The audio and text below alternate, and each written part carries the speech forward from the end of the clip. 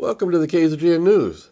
Today we're bringing news about a high-speed chase in Ridgecrest, a new candidate running to replace Shannon Grove, another terrorist incident in France, news of growing tensions between Iran and Saudi Arabia, today's KZGN Talking Points editorial, weather, sports, and much more. From the Rademacher Hills to Bee Mountain and the mighty Sierras, Ridgecrest to Inyokern and China Lake, this is your news for the Indian Wells Valley with the KZGN News Crew. Hello, I'm Tom Whitnick. Thanks for joining us for the news affecting Ridgecrest and the Indian Wells Valley. Well, yesterday morning, the Ridgecrest Police Department was involved in a high-speed chase. The police received a call for a trespass at Spring Hill Suites about 10 a.m. Upon arrival of officers, the suspect vehicle took off. The suspect ran several stop signs, red lights, and other offenses as he tried to run from police. As the chase progressed, more officers joined the chase and set up a block ahead of the suspect. Speeds reached 60 miles per hour. The chase went west on Las Flores to Downs, then south on Downs to Upjohn, then east on Upjohn. As he was going east on Upjohn, he just missed hitting another vehicle. As he approached South Norma, the officers were already there waiting for him. He decided to break off the flee at that point and pulled over. The suspect was identified as 25-year-old Charles Wong. Wong was arrested and booked into the Kern County Jail. Bail was set at $40,000. He has been charged with reckless evading a police officer, resisting a police officer, threatening a police officer, trespassing, and many other traffic violations. Well, how about that rain yesterday? Well, even with high-speed chases and other activities, we got hit with a pretty good blast of rain yesterday. Reports are we have received about a quarter-inch of rain.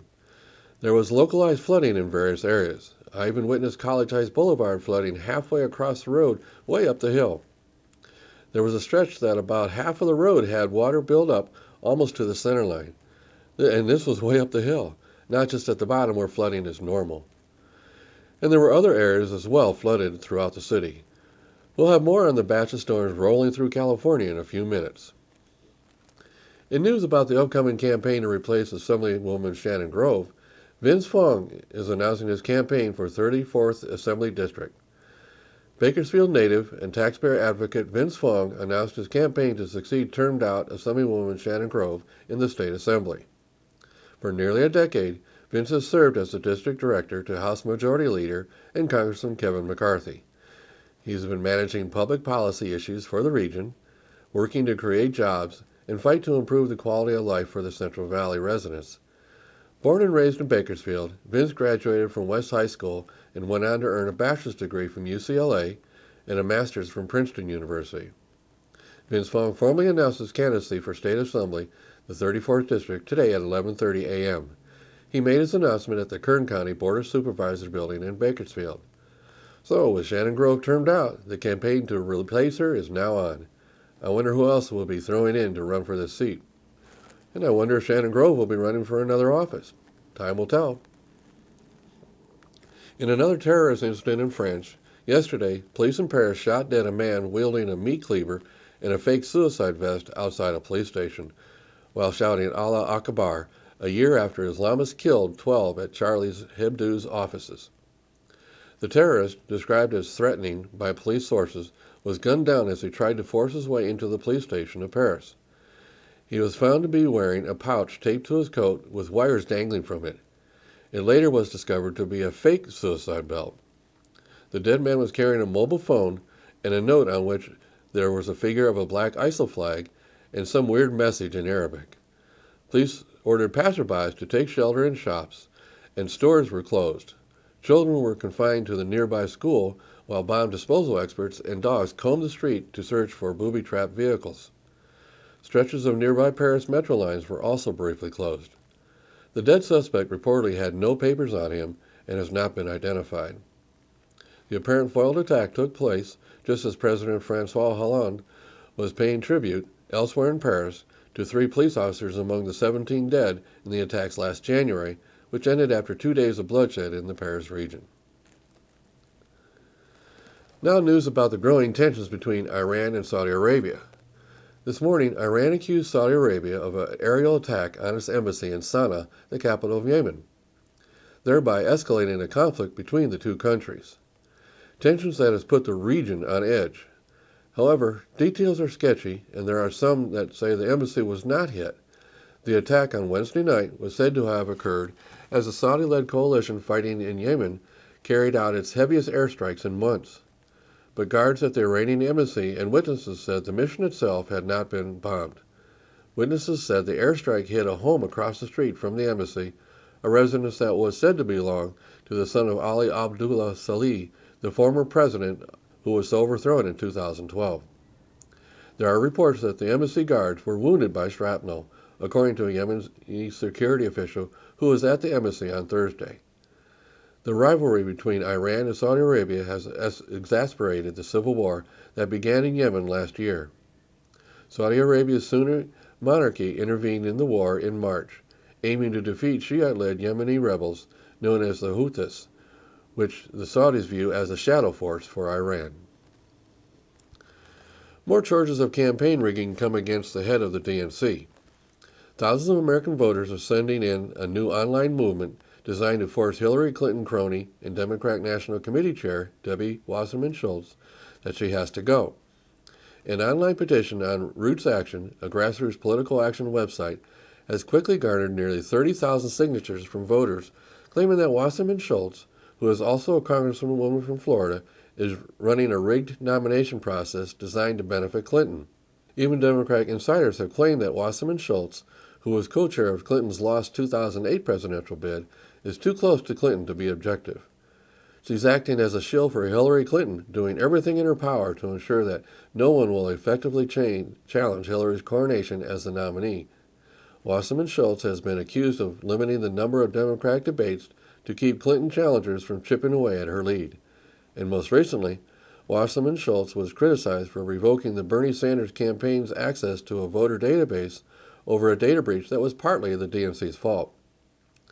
It's bad enough that her incompetent leadership contributed to Democrats losing the Senate, one angry petition signer wrote, but her corrupt collusion with Hillary Clinton to steal the Democratic nomination means she needs to go now. So, the controversy continues in the DNC. Now stay with us for today's KZGN Talking Points editorial when we come back.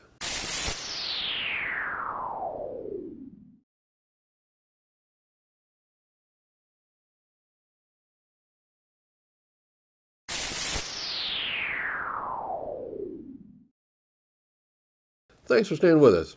Now it's time for the 108th KZGN News Talking Points editorial.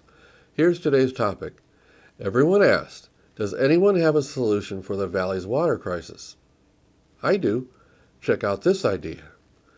Tied to our local water crisis and to the state's water crisis and then the nation's crisis, everyone is blaming everyone else for the water crisis, and everyone is looking for a solution.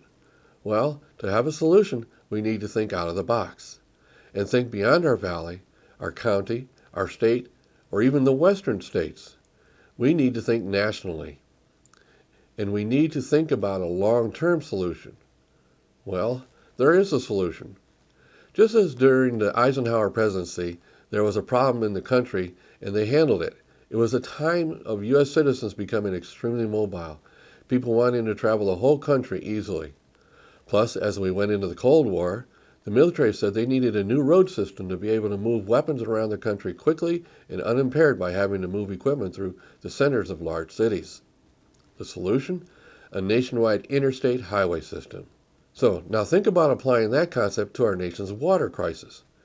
Seems the nation always has some region or regions in water crisis. There are always droughts somewhere, and there is always excess water in other areas of the nation. These droughts are always challenging due to the weather we cannot control. These are normal weather cycles that cause these droughts. So how about this idea? How about a nationwide water system? Yes, you heard me right, a nationwide water system. If we could build thousands of miles of interstate roads across the whole country in the 50s, 60s, and still building today, how about a nationwide water system? Think about it. Every year we see areas of the country suffer under floods, while other areas need the water. All that flood water is just pushed back into the ocean as quick as we can get it there. What if we had a series of huge storage basins in various regions of the country to store those flood waters? Then we build a water pipeline system that connects those water storage basins so we can move water to every region and state of the country. Far-fetched, you might say? Not really. For a large segment of the system, we could use the interstate highway right-of-way system we already have. So the land access we would need is already largely owned by the federal government. Of course, the biggie question, how would we pay for it? The federal and state governments would have to join together to pay the cost. The nation and states would have to figure out how much money they spend on providing water for users, how much money is spent every year fighting floods, and the resultant cost of rebuilding after these floods. Those costs are billions of dollars every year. Those are our tax dollars and insurance dollars being spent on floods and water-provided services. Every year, more than enough rain and snow falls in this country, combined with existing groundwater, to provide all our water needs. All the time. If we have a series of huge water storage systems in various locations across the nation, we would then just have to connect all those areas with pipelines to move water around the country. Again, by using the nation's interstate highway right-of-way system, we could run pipelines along most of those routes. Because of the current highway system, the construction could be accomplished quite quickly. The interstate highway system goes to almost every city and county of the nation. And in areas where the highway system doesn't already go, those areas could individually decide to construct links to the major system. Think about it. If there is enough money to fight floods and rebuild every year, what if we took that money and started using it to build this nationwide water system? And think about the economy, all the jobs that would be created. The entire nation would be impacted by the job creation. Just the construction of the system alone would employ thousands of people. And once we have water available, other employment would be gained. Farmers would once again get the water they need for crops. And if farmers get water, they create more jobs. The cost of food would probably go down as farmers would have access to cheaper water. What about the country moving to clean energy? Again, creating more jobs. There could be locations along this water system that water flows could be used to generate power. New solar plants could be built because water would be available for their use, instead of them having to pump water from groundwater basins. The benefits of a nationwide water system are enormous. Droughts could become a problem in the past. Water rationing would no longer be necessary. We could once again wash our cars in our driveways. We could once again have grass, trees, and agriculture almost anywhere in the country. We could move the country to more clean energy. Small water districts would no longer have to fight each other over water rights. Ranchers, cities, and agriculture would no longer have to fight over water rights. There would be a government-run water agency to manage this new water system. Every state would be represented on the management agency. This is huge. So many problems could be solved with this idea. So many jobs could be created by this system. Our lives would improve. There are so many pluses with this idea. The idea of quality water captured and stored and then distributed to anywhere the water is needed would be a huge benefit to member water agencies. We could do this as a nation. I wonder how I could get someone's attention at a high level of government to actually propose such an effort. Anyone have an idea how to do that? In conclusion, think about it. A nationwide water system. All the water you need when you need it. Thousands of jobs created across the country. Control of floodwaters into storage basins. The desire to move clean energy enhanced across the country. Wow, just think about it. I'm Tom Whitnick, and that's what I think. I'd like to know what you think. If you have any comments about this editorial, or would like to discuss or recommend a topic, I'd like to hear from you. Please email them to info@kzgn.net. Now stay tuned for weather and sports when we come back.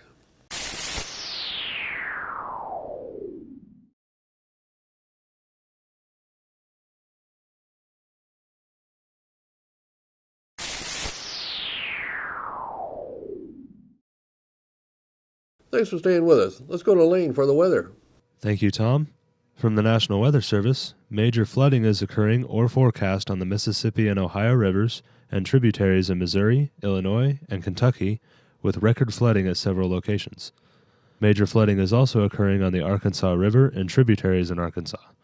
Floodwaters will move downstream over the next couple of weeks, with significant river flooding expected for the lower Mississippi into mid-January. Temperatures across the nation. Carolinas at 55, Georgia at 57, Arkansas at 45, northern Texas at 54, Arizona at 50, and Los Angeles at 54. And for us locally, tonight, partly cloudy with a low around 30, west-southwest wind 10 to 15 miles per hour. Friday, mostly sunny with a high near 52, west wind 5 miles per hour. Friday night, a 10% chance of rain, mostly cloudy with a low around 31, southwest wind 5 miles per hour. Saturday, a 30% chance of rain and showers, partly sunny with a high near 53, south-southwest wind 5 to 10 miles per hour. Saturday night, a 30% chance of showers, mostly cloudy with a low around 32, west wind 10 to 15 miles per hour with gusts as high as 20. Sunday, mostly sunny with a high near 53, north-northwest wind 5 miles per hour. Sunday night, partly cloudy with a low around 31 with a calm wind. And Monday, mostly sunny with a high near 53 with a calm wind. And that is your forecast for the IWV. Now back to Tom. Thanks, Lane. And now here's Tom Heck with sports. And a very pleasant Thursday early evening to everyone. Let's start local high school sports. Last night, Trona defeated Emmanuel Christian over at Trona 71-60. The Trona boys are now 7-1. They're off to a very good start. They'll take on Lucerne Valley on Friday night at Lucerne Valley. Burroughs High School will be home on Friday night. They will take on a very good Hesperia team. The girls will be playing at home. The boys will be on the road. The JVs play at 4:30 and the varsity at 6 o'clock. All right, let's talk about basketball. College, Pac-12 last night, Oregon over Cal, 68-65 up in Eugene. Top 20 schools, Texas A&M over Mississippi State. Villanova beat Seton Hall. Maryland, good this year, the number 5 in the nation right now. They defeat Rutgers. Duke, number 14 in all the land, they beat Wake Forest. Pittsburgh over Georgia Tech. And Tennessee defeats the Gators of Florida. All right, let's talk about the NBA a little bit right now. The Knicks have won 3 games in a row, their longest streak of the season. They defeat Miami last night at Miami. Carmelo Anthony, 25 points in that game. The Spurs win their 30th in a row home game. They defeat the Jazz last night in San Antonio. The Mavericks and Cavs get wins. The Mavericks over the Pelicans. The Cavs beat the Wizards. And the Pacers over the Magic last night. Oklahoma City played well last night. They won by 25 over Memphis. And the Clippers get a home win at Staples. They defeat the Trailblazers of Portland. Hall of Fame news, Mike Piazza, the former Dodger, former Mitt, also played for the A's and the Padres on his 4th ballot entry, gets into the Hall of Fame along with Ken Griffey Jr. Ken Griffey Jr. mainly played with the Seattle Mariners. Griffey hit over 600 home runs, 640 to be exact, in his career. Barry Bonds didn't quite get in, and Roger Clemens not elected either. That was the 4th time on the ballot for those guys, and they both deserve to be in there. NFL, Lovie Smith fired by the Buccaneers after 2 years. That was a shock to many people, that coming last night. This weekend's going to be interesting over in the NFC on Saturday, the Chiefs and the Texans. That's going to be a very close game. The Chiefs got off to a 1-5 start this year, then went on a 10-game winning streak. They're hot right now. And the Bengals will host the Steelers.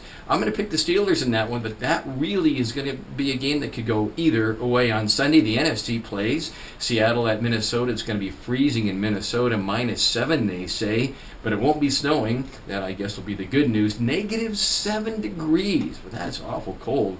And then Washington will be at, or rather host Green Bay. I'm picking the Skins by a touchdown in that game. Monday night, the national championship, it'll be Alabama and Clemson. And the Kansas City Royals have signed Alex Gordon. Alex Gordon, an all-star, 4-time Gold Glove winner for the Royals. A 4-year deal worth about $72 million. $72 million. That's 7 with a $2 million. A lot of money, but he is a very good player. That's your sports for this Thursday. I'm Tom Heck for KZGN. So that's the news for today. Also, KZGN-TV, know you have a choice in what you watch for your news. We all thank you for choosing KZGN-TV, Ridgecrest's only locally owned community TV station. Now stay tuned for Ridgecrest Talk, coming up next.